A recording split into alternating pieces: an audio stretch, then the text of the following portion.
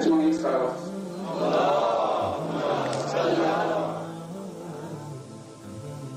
واقعا نمیتونم بگم شما تحملش ندارید، واقعا تحمل شنیدنش ندارید. فساد به اوج رسیده. دیگه دختر و پسر با هم نه، دختر و پسر با پسر میخوام تقلید در اروپا بکنم. جوان سرگردون تو کوچه ها داره میگرده. یکی از سوالها اینجا درباره عروسی صحبت بکن که جوانان دل شکسته دارن میشن. درباره مراسم عروسی ها صحبت بکن که جوانان دارن خرد میشن و شکست میخورن، واقعا شکست میخورن. یک زن حلال 10 میلیون باید پول داشته باشی تا زن حلال بگیری. مهریه 100 سکه یا 100 مجل 400 مجل. رفتی یه جا صاحب کرده زکات این 400 مجل مهریه فلان زن چقدر میشه؟ کی باید زکاتش بده؟ 400 مجل 400 مسخال، هر مسخال 40,000 تومن 50,000 تومن شبی جوان زن میگیره. بهترین زن و پر برکت‌ترین زنی که مهریه‌اش کم باشه. حاضرین؟ اگر جوانی آمد خواستگاری دختر نگاه اخلاقش بکن، نگاه ادبش بکن، تحقیق بکن این اهل دوده، اهل شراب، اهل الواطیه، اهل چیه؟ اگر اهل مسجده اون مؤمنه بهش بده اولاد مورزش رو بیار. اگر بدر خوب باشه، زمین هم خوب باشه، آبیاری هم خوب باشه، سفر و میله هم خوب میشه.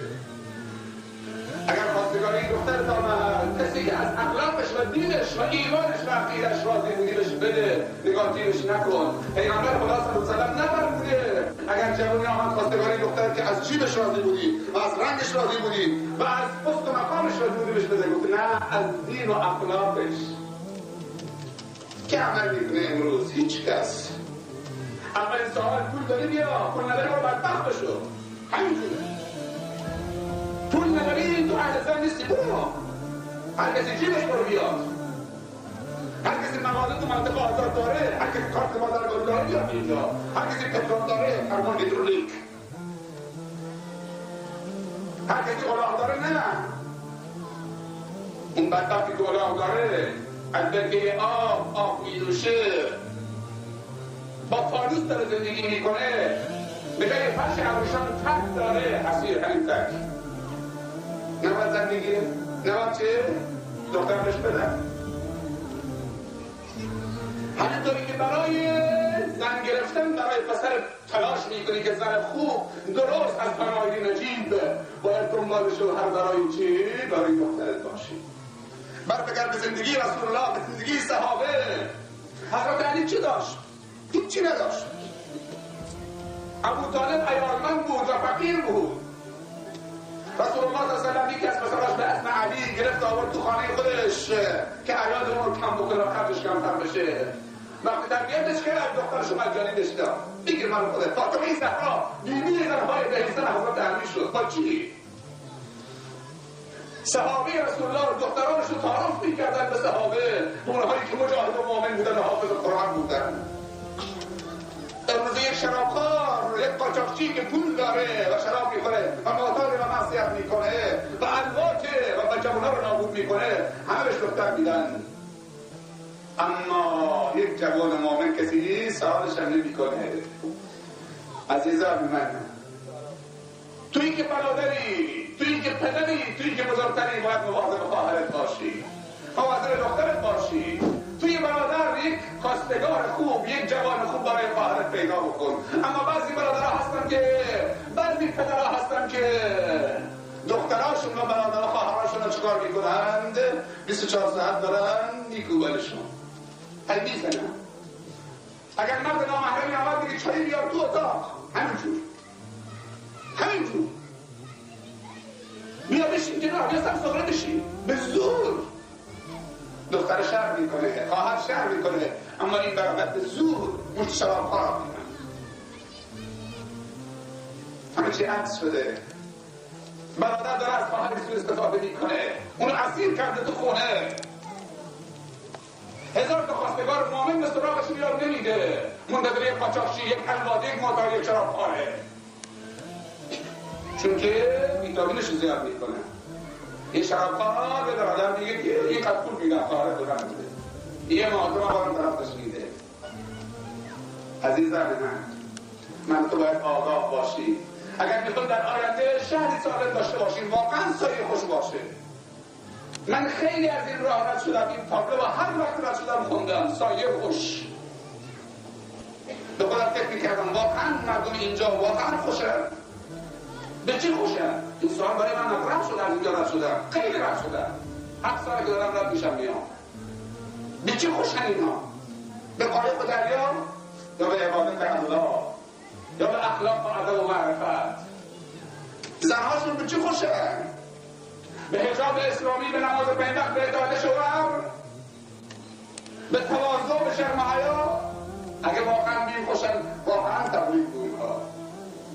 صفت یک زن مسلمان نماز 5 وقت بخونه، روزه رمضان بگیره، اطاعت شوهر بکنه، وقتی شوهرش بهش فرمان میده بگه چشم، وقتی شوهرش بهش نگاه میکنه چشمش روشن بشه و خوشحال بشه، وقتی شوهرش غایب میشه در 2 چیز اون حفظ بکنه، در مالش و در فراشش. فهمیدی؟ صفت یک زن خوب و مؤمن نماز 5 وقت بخونه، روزه رمضان بگیره، اگه شوهرش بهش نگاه کرد چشمش روشن بشه، خوشحال بشه، اگه شوهرش بهش فرمان داد، دستور داد، بگه چشم اطاعت بکنه، اگه شوهرش رفت مسافرت در 2 چیز حفظش بکنه، یکی در فراشش کسی نذاره تو فراشش بیاد همخوابش بشه، و یک در مالش امین باشه، مال شوهرش رو حیف‌ومیل نکنه. اگر زن تو اینطوریه تبریک به تو. اگر زن منتظرته که تبدیل مسافرت و نهایتا نگاه کرد تو از اون در رفتی بیرون، اونم از اون در رفت بیرون، کلت پشت ملکه است، لیل معافی بدبخت شد. یک زن 4 تا مرد به جهنم میبره. یک زن 4 مرد به جهنم میبره. 1 شوهرش، 2 پدرش، 3 برادرش، 4 پسرش. چی میگی؟ زن مسلمان بهش زیر پاشه و زن مسلمان هیزم جهنم هست. حالا چی میگی؟ خواهرها چی میگن؟ ما باید حق بگیم، گرچه تلخه، گرچه بعضی بدشون میاد، باید بشنون. دوا تلخه اما بعد شفا میاره، شفا لذت داره. رسول الله صلی الله علیه و سلم فرمودن اکثر اهل جهنم از زنها هستن و اکثر طرفداران دجال در آخر زمان از زنها هستن. دجال 3 نوع طرفدار داره: 1 زنها، 2 تجار، 3 یهود. اکثر طرفدار دجال تجار هستند. اکثر اهل بهشت فقرا هستند. 500 سال قبل از تجار وارد بهشت میشن. پس زنهای مسلمان مواظب خودشون باشن. در حدیث وارد شده اگر زنی با عطر آلکولون رفت بیرون تا برنگشته به خونه داره زنا میکنه. اگر زن مسلمانی با عطر آلکولون رفت بیرون، عطر آلکولونی زد به حواسش که دل جوان از اونجا کباب میکنه، همینجور گوش تو کوچه چک میچیده تا زمانی که به خونه برنگشته داره زنا میکنه. حالا اگر مردش راضی میشه که زنش از زمانی که خواهد زنا کنه تا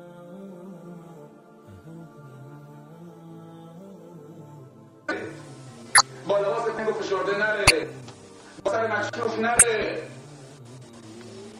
با چادر نازک نره، با کوتاه نره، با موی چون کوهان شطور نره، با کفش‌ها دنباله نره، چه پاشنه بلند نره، کرک کرک بینیزی دار اسب میره. چیه؟